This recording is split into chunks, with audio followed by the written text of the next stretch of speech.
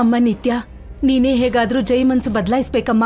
ನಿಮ್ ಅಕ್ಕನ್ಗೆ ನ್ಯಾಯ ಕೊಡಿಸ್ಬೇಕು. ಅದಕ್ಕೆ ನಾನ್ ಬಂದಿದ್ದೀನಿ ಆಂಟಿ. ಎಲ್ಲಿ ಜೈ? ಅಲ್ಲಿ ನೋಡಮ್ಮ, ಬರ್ತಿದ್ದಾನೆ.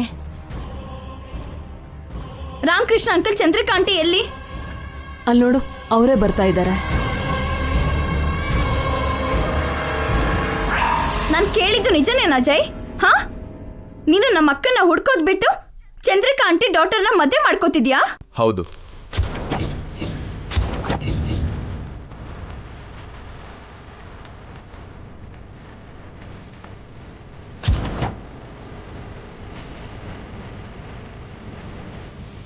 ಏನ್ ಸರ್ ನೀವು ಆ ದೇವತೆನ ಹೇಗ್ ಮರ್ತೋಗ್ತೀರಾ? ಅವಳು ನನ್ನ ಮರ್ತೋಗಿರ್ಬೇಕಾದ್ರೆ ನಾನು ಅವಳನ್ನ ಮರ್ತೋಗ್ಬಾರ್ದಾ? ಆರ್ ಯು ಮ್ಯಾಡ್ ಜೈ? ಹಾ, ನಮ್ಮ ಅಕ್ಕನ ಮೇಲೆ ನಿನಗಿರೋ ಪ್ರೀತಿ ಇಷ್ಟೇನಾ? ನಿತ್ಯ, ನನ್ನ ಪ್ರೀತಿ ಶಾಶ್ವತ ಅಂತ ನಾನು ಯಾವತ್ತೂ ಹೇಳಿಲ್ಲ.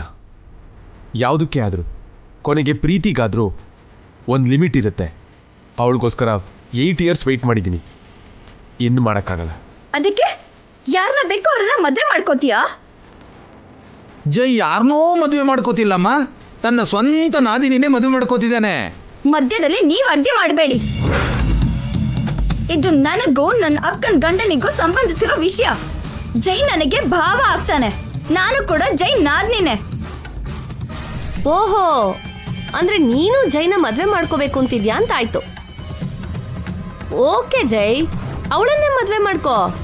ನಾವು ನಮ್ಮ ಮಗಳಿಗೆ ಬೇರೆ ಸಂಬಂಧ ನೋಡ್ಕೋತೀವಿ. ನನಗೂ ನಿತ್ಯನ್ಗೂ ಸೆಟ್ ಆಗಲ್ಲ ಅಂತ ಹೇಳ್ದೆ ಅಲ್ವಾ ಅತ್ತೆ?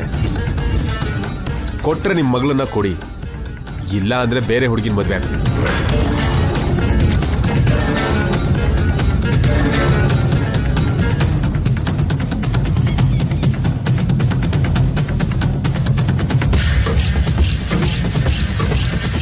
ಕೇಳಿಸ್ಕೊಂಡ್ಯಾ ಅಮ್ಮ?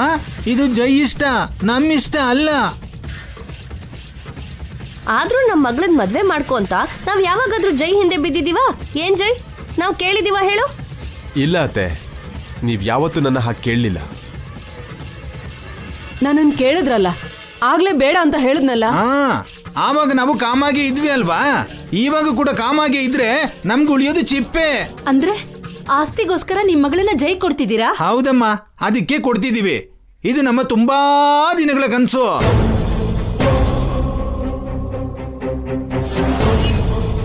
ಅಂದ್ರೆ ನಿಮ್ ಮಗಳನ್ನ ಜೈ ಅವ್ರಿಗೆ ಕೊಟ್ಟು ಇಡೀ ಆಸ್ತಿನ ಹೊಡ್ಕೋಬೇಕು ಅಂತ ನಿಮಗ್ ಮೊದ್ಲಿಂದಾನೇ ಪ್ಲಾನ್ ಇತ್ತು ಅಂತ ಆಯ್ತು. ಪೌಡ್ರು, ನೀನ್ ಸ್ವಲ್ಪ ಹೊತ್ತು ಸೈಲೆಂಟ್ ಆಗಿರೋ, ನಾನ್ ನೋಡ್ಕೋತೀನಿ, ನೀನೇನು ಹಾಳು ಮಾಡ್ಬೇಡ. ಚಂದ್ರಿಕಾ ಬಾಯ್ ತಪ್ಪಿ ಹೇಳಿದೆ.